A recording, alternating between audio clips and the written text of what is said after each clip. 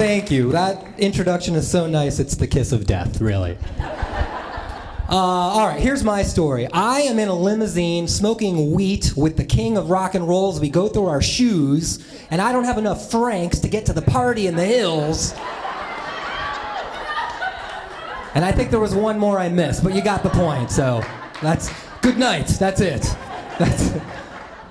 The two biggest problems I have had learning in life has to be religion and math, which is really ironic when you consider that my father was a certified public accountant and my mother was an ex-nun. So maybe there's a reason why religion and numbers freak me out, I don't know, but this starts out long ago in my Midwestern childhood. I'm from the Midwest, that's why, no, don't woo that, no. The land was flat and the thing, it was narrow. We're here now, okay? We escaped. The biggest problem I think my mom and I had when I was growing up is religion. We would just conflict on that all the time. And my mom was an ex-nun. That's not a fake thing. And people will ask me, like, if your mom was a nun, how come you're like, well, she's not a nun anymore, But it definitely left a mark on her psyche because, think about it. When you're a nun, they tell you that you're married to God. Okay, my mom divorced God. Yeah, he got everything too, apparently, that I can tell. So, I'm not even joking, I'm telling you the truth, crowd. And my mom had a great deal of guilt from leaving the nunnery, as you might expect, right? And here was, I think, her plan that she never quite articulated out loud, but she decided, I'm going to adopt 2 boys, I'm adopted, and I will raise them to become priests. You heard my intro, so you know that I'm a huge letdown to my mother, okay? He didn't say, appearing tonight, a priest. That's nowhere in there, right? But my mom and I would fight. We would argue about religion constantly. By the time, I was like 3, I was just, no, why would I want any of that, But again, it was very important, right? So my mom wanted to send me to a private Catholic school, and there was a great one in our little town that she wanted to send me to. And my mom also knew that kids can be mean. And if they find out information about you that makes you different, they're going to use that, right, to be a bully on the playground or in whatever way. Being adopted, my mom thought, look, I got to sit you down and prepare you for what that is. So here's how my mom explained adoption to my little brother and I. And I can remember it vividly because it was very short, but beautiful. She just said this: God gave you, Joey, to Michael and Josette Klocek to love and to raise until you're ready to go out into the world and fulfill whatever mission God has for you. That's pretty beautiful and eloquent. That's all a kid who's about to start school needs to know. And that would have been great. However, going to St. Mary's, it was very important to them on the first day that we understand the Immaculate Conception. And it was explained to me like this in the entire school. Jesus was given to Joseph and Mary to love and to raise until Jesus was ready to go out into the world and fulfill his mission. Sounded familiar, right? Yeah, I'm just glowing like, I got something in common with that guy they keep talking about, So when it came time for homeroom, the people I was going to spend the next 8 years of my life with, we had to stand up one by one and say something interesting about ourselves. Yeah, and everyone's going around like, I like Lincoln Logs, stuff like that. My dad works on animals, and I'm like, oh, I am a messiah. You laugh, but the entire class was just like, what's wrong with you? You're not the Messiah. I'm crying now, and the teacher's like, well, I'm like, I am the Messiah. And the teacher's like, you're not the Messiah. You know what? Go to the principal's office. This is the first day of first grade, people, okay? This set the tone for the entire rest of my life, all right? And my mom and I continued to argue about religion. Now, I remember once vividly, I was older by then, and I'm like, I heard the word faith every day. And asked my mom, what does the word mean? Here's my mom's speech. Again, very memorable because it was always short and kind of beautiful, but left you wanting, Faith. It's invisible.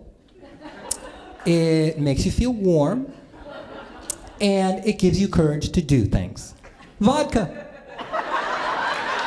Right? That is a church I joined, all right? And then was asked to leave, but that's a whole one-man show we don't have time for. I mean, it just, yeah. And being adopted, like, people still, they'll bring it up in shows, and people will still come up to me and go, is that weird being adopted? Like, no, they were my parents, I was their kid, I love them, they love me, end of story. All I know about my real parents is this piece of information. My father was a professor, and my mom was a student, so that makes me extra credit. Right? Yeah. Turn that frown upside down, right? I hadn't been back to the Midwest in years, years like a lifetime, I still have a sister that's back there, and we stay in touch.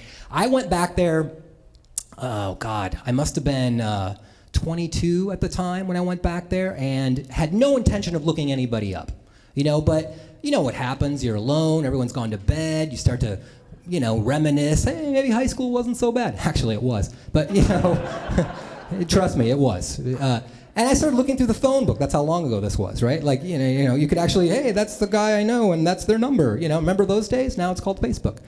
So I started looking up names, and I started calling people, and I got a hold of a guy that I hadn't talked to in forever. And he's like, hey, why don't you come on out to the bar? We were just hanging out. And I'm like, all right, it's Christmas time. And I'm like, oh, it's gorgeous in the Midwest, just blankets of snow. And I'm like, all right. So I show up and I'm like, well, what are we doing tonight? And they're like, we're gonna go on a scavenger hunt. And I'm like, all right. Now here's the thing about the Midwest you need to know, all right? Especially during winter, well, only in wintertime, the manger scenes are hugely popular. Everybody has one, right? Every church, every bank, every government building, everybody's got a manger scene in the Midwest. And the farmers, they compete. They have wow, that guy built, a real place that looks like Jesus would sleep in. And pieces go missing, Like, after a while, there's like, oh, there's the two wise men and the Michelin man. Like, that kind of stuff, Things go missing, and here's why, because shitheads like me get drunk with our friends and go on these scavenger hunts during Christmas time. And the idea is you have to get a character from each manger and then build this, blended family of a manger scene. It's very popular. I'm not giving anything away, all right?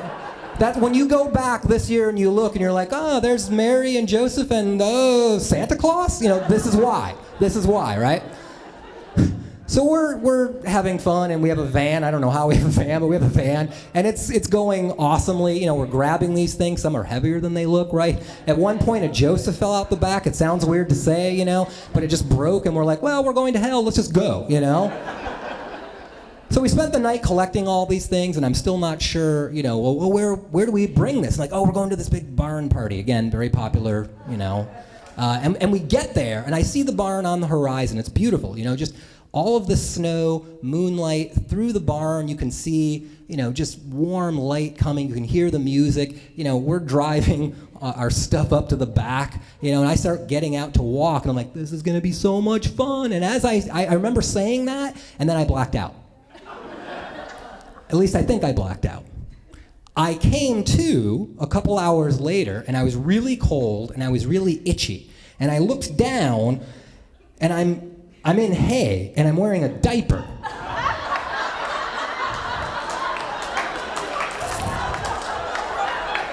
I am the Messiah. So it made perfect sense to have me in the manger wearing a diaper. And I'd like to say that I have 1 minute left to do anything I want with now, huh? No. That's it. What did I learn from that? Don't trust your friends. Thank you.